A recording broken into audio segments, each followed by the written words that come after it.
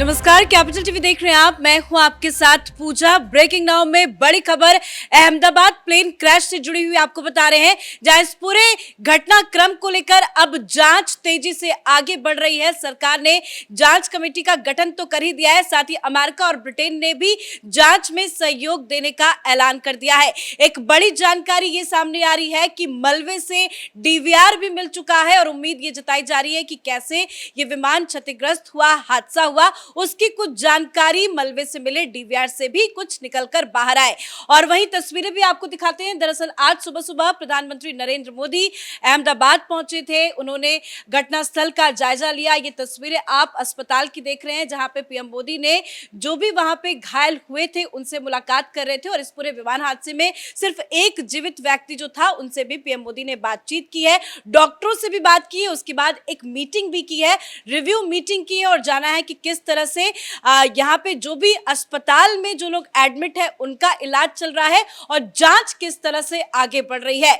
तो इस विमान हादसे से जुड़ी तमाम अपडेट आपको बताएंगे। मेरे साथ जुड़े हुए हैं कैपिटल टीवी के editor in chief doctor Manish Kumar. Sir, जांच कहां तक आगे बढ़ी है उस पर आपसे डिटेल्स जानेंगे, उसके बाद पीएम मोदी पे चर्चा करेंगे। देखिए, जांच ऑलरेडी शुरू हो चुकी है। जो जानकारी आ रही है कि हर एंगल के ऊपर जो जांच अधिकारियों से जो बताया जा रहा है कि कोई भी एंगल को नहीं छोड़ा जा रहा है, चाहे वो कॉन्स्पिरेसी हो, साजिश हो, इस तरह का काम किसी संगठन के द्वारा किया गया हो, उसके ऊपर भी जांच चल रही है। ह्यूमन एरर, क्या पायलट की गलती की वजह से ये क्रैश हुआ, उसके ऊपर भी जांच चल रही है। ब्लैक बॉक्स वगैरह को ढूंढा जा रहा है। आपने बताया कि डीवीआर जो है उसका मिल गया है, वो डीवीआर को भी अभी स्टडी किया जाएगा। दूसरा जो तीसरा पहलू है कि क्या टेक्निकल स्नैक कोई डेवलप हुआ, कि बहुत सारे एक्सपर्ट्स टेलीविजन पे आकर के बता रहे हैं कि भाई एक साथ दोनों ही इंजन्स का जो है वो कोलैप्स कर जाना, ये बर्ड हिट की थ्योरी, बहुत सारी थ्योरीज आ रही है, इसके बारे में भी थोड़ा डिटेल में बात करेंगे। और जो चौथा कि क्या मेंटेनेंस और जो ऑन ग्राउंड स्टाफ, उनकी वजह से क्या ये कुछ गड़बड़ी हुई है जिसकी वजह से ये सब कुछ हुआ है, कि कई सारे ये 4-5 अलग अलग एंगल से इसके ऊपर जांच जो है वो जारी है। हालांकि अब सबके मन में यही सवाल है कि ब्लैक बॉक्स मिला है नहीं, लेकिन जानकारी अभी तक यही सामने है कि ब्लैक बॉक्स अभी तक फिलहाल मिला नहीं है। एक डीवीआर मिला है, उसको भी खंगाला जाएगा। लेकिन बताया ये जा रहा है कि अभी जहां पे ये घटना हुआ वहां पे मलबे को निकाला जा रहा है और कुछ ही घंटों में ब्लैक बॉक्स भी मिल सकता है। देखिए, ब्लैक बॉक्स तो मिलना ही है, क्योंकि कोई ऐसा नहीं, बहुत सारी चीजें जो है अलग फैली हुई है। ब्लैक बॉक्स मिलेगा, उसकी स्टडी भी की जाएगी। ब्लैक बॉक्स इतना मजबूत होता है कि 4000 डिग्री टेम्परेचर के ऊपर भी उसको कुछ फर्क नहीं पड़ता, और ये सारी चीज़ें हैं। तो एक तो वो है, लेकिन इस बीच जो ज़्यादातर लोग ये जानने के लिए जो है वो बेचैन है कि क्या कोई साजिश तो नहीं हुई, इसको लेकर के बहुत सारी कुछ कुछ खबरें आ रही है।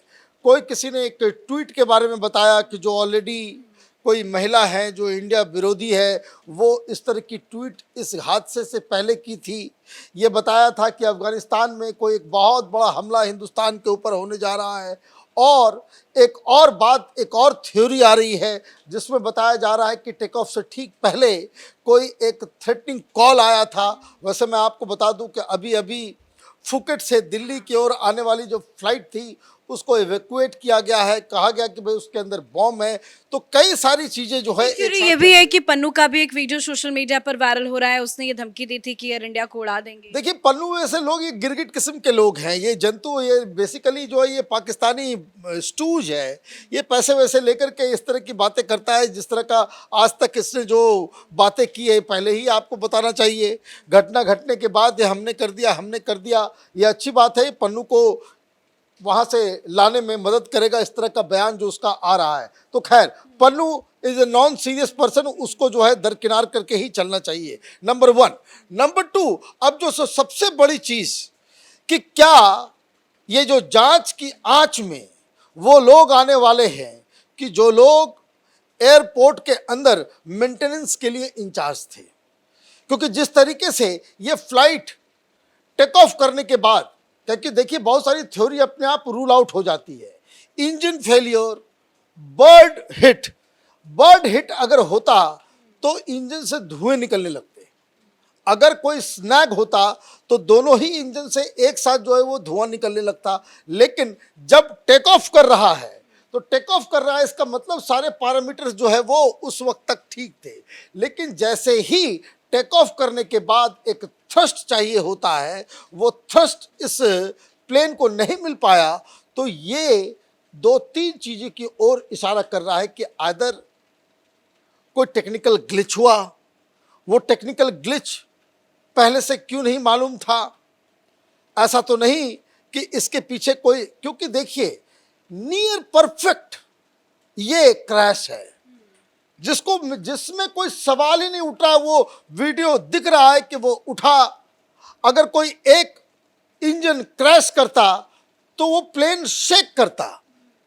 वो 1 या 1.5 सेकंड टाइम लगता है कि वो ऑटोमेटिकली, ये ह्यूमन की जरूरत भी नहीं पड़ती कि अगर आपका एक इंजन जो है वो फेल कर गया, 1 सेकंड में वो फ्लिप करेगा, दूसरा इंजन के ऊपर जो है वो पावर जो है वो ले लेगा। लेकिन जब ये फेल होगा तो ये जो ट्रांसफर 1 सेकंड का ये है तो वो उसमें थोड़ा शेक भी करेगा, प्लेन जो है वो शेक करेगा। लेकिन आप देखिए ये उड़ रहा है, कहीं कोई शेक नहीं, कहीं कोई उसको कहते हैं कि भाई लड़खड़ाते हुए कोई आता कि भाई कंट्रोल से बाहर हो गया या कुछ हो गया। ये सारी चीज़ें बिल्कुल नहीं हुई, वो बिल्कुल ही उड़ा और अचानक से मालूम चल रहा है कि वो लास्ट मोमेंट में जो थ्रस्ट मिलना चाहिए वो मिल नहीं रहा और वो सीधे सीधे जाकर के वो हॉस्टल के ऊपर जाकर के गिर पड़ा।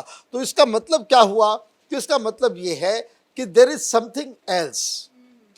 अगर बर्ड हिट, बहुत सारे लोग बोले बर्ड हिट से तो फिर वो धुआं निकलने लगता है वहां बहुत।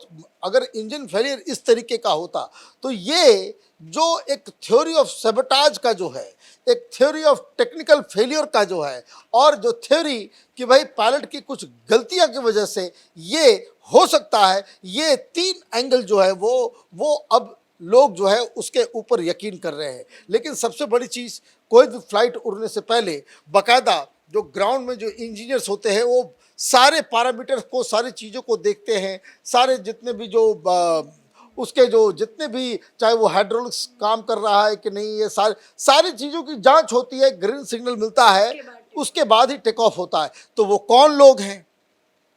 क्योंकि अब तो ये भी सवाल पूछा जा रहा है कि भाई टर्किश कंपनी ये सारा कुछ करती थी, पता नहीं इसका क्या रोल है, नहीं है। लेकिन लोगों के मन में अब बहुत सारे सवाल जो है वो उठ रहे हैं, क्योंकि जो तस्वीरें हैं वो नियर परफेक्ट एक, जिसको कह सकते हैं कि क्रैश का, माने जो बिल्कुल कॉपी बुक स्टाइल में है, और वो इतना परफेक्ट दिख रहा है। इसलिए जांच और लोगों के शंका का जो है वो कोई लिमिट नहीं बचा है। सर अब तो मन में सबके यही सवाल है कि जो होना था वो हो गया, लोगों की जान चली गई। और सबसे बड़ी बात, किस तरह की जो भी पिछले या कहीं भी पूरे देश में कहीं भी हुआ होगा तो वक्त लगता है जांच में और समय लगता है सारी डिटेल्स बाहर आने में। क्या अब इसमें उम्मीद जताई जाए? सालों साल तो वक्त लग ही जाएगा ना। देखिए एयर क्रैश का जो रियल रीजन होता है वो कभी सामने नहीं आता। वो इतनी बड़ी इंडस्ट्री है, इतने सारे लोग चलते हैं और one of the most safest जो मोड ऑफ ट्रांसपोर्टेशन है, और इसलिए लोग डरे ना, इस वजह से बहुत सारी चीज़ें जो है नहीं बताई जाती है। लेकिन अगर मामला साजिश का होगा, कॉन्स्पिरेसी का होगा, किसी व्यक्ति का ये प्लान उसके तहत, या कोई इसमें टेररिज्म का एंगल होगा, तो ये सारी जानकारी जो है वो बाहर आ जाएंगी। अगर बहुत ज़्यादा टेक्निकल स्नैग कोई पैदा हुआ होगा, किस वजह से हुआ, तो उसको लेकर के तो लंबा चलता रहेगा। वैसे मैं आपको बता दूं कि ऐसा नहीं, बहुत सारे लोग कह रहे हैं कि भाई ये जो बोइंग है इसके ऊपर पहले से सवाल उठा था, ये हुआ था।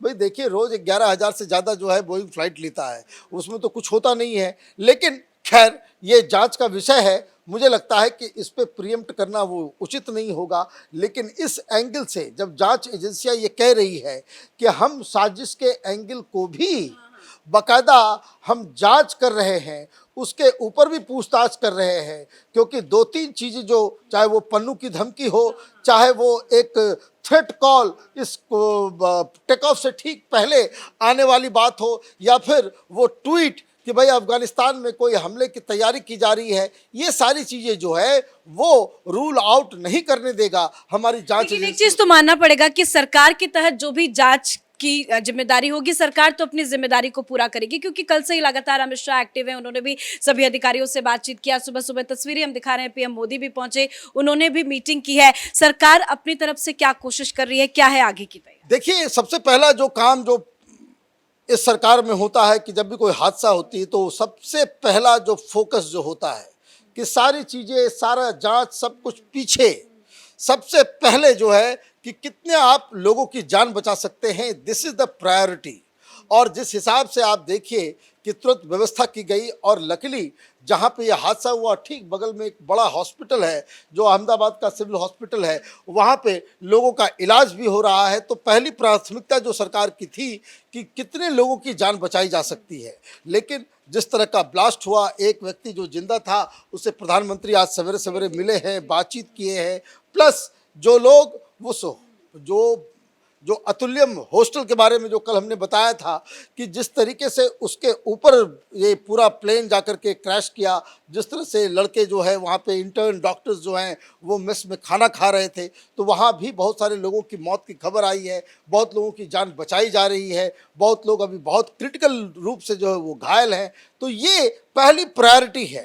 नंबर 2 प्रायोरिटी ये होगा कि अभी इमीडिएटली और भी जितने भी फोरेंसिक जो वहाँ पे पूरी की पूरी टीम, और जो अहमदाबाद की जो फोरेंसिक लैब है वो इस घटना स्थल से वॉकिंग डिस्टेंस है, पास में ही है, जिसका जो फोरेंसिक लैब जो हिंदुस्तान का one of the most advance forensic lab है अहमदाबाद का, इस स्थान से वॉकिंग डिस्टेंस के आसपास है वो। और इसलिए फोरेंसिक टीम ऑलरेडी वहाँ पे लगी हुई है, और ब्लैक बॉक्स मिलते ही कुछ जानकारियाँ तो आएंगी। लेकिन जिस तरह के वीडियोस हैं, जिस तरह का चश्मदीद भी आपके पास है, एक जो उस अनफॉर्चुनेट फ्लाइट के अंदर वो मौजूद था, तो मुझे लगता है कि जांच के ऊपर ये कार्रवाई शुरू होगी। सरकार के तरफ से जब तक कुछ बात सामने आती नहीं है, कुछ भी प्रिएम्प्ट करना ठीक नहीं होगा। धन्यवाद सर अपडेट के लिए। तो अभी पूरा फोकस है कि किसी तरह से ब्लैक बॉक्स को मलबे से ढूंढा जाए, लेकिन हालांकि डीवीआर मिल चुका है, ये एक बड़ी सफलता है। अब डीवीआर के सहारे भी पता लगाने की कोशिश की जाएगी। तो दूसरी तरफ सरकार की तरफ से लगातार एक्शन मोड भी दिख रहा है। आज पीएम मोदी खुद अहमदाबाद पहुंचे थे, उन्होंने घटनास्थल का जायजा लिया, पीड़ितों से भी मुलाकात की, और जो भी उनसे बन पा रहा है वो कर रहे हैं। लगातार रिव्यू मीटिंग भी की जा रही है। अभी यही फोकस है कि जो घायल है उनकी जान बचाई जा सके, और जांच में भी तेजी आ गई है। इस बड़ी खबर में मेरे साथ फिलहाल इतना ही। कैमरा पर्सन अशोक के साथ मैं पूजा, कैपिटल टीवी।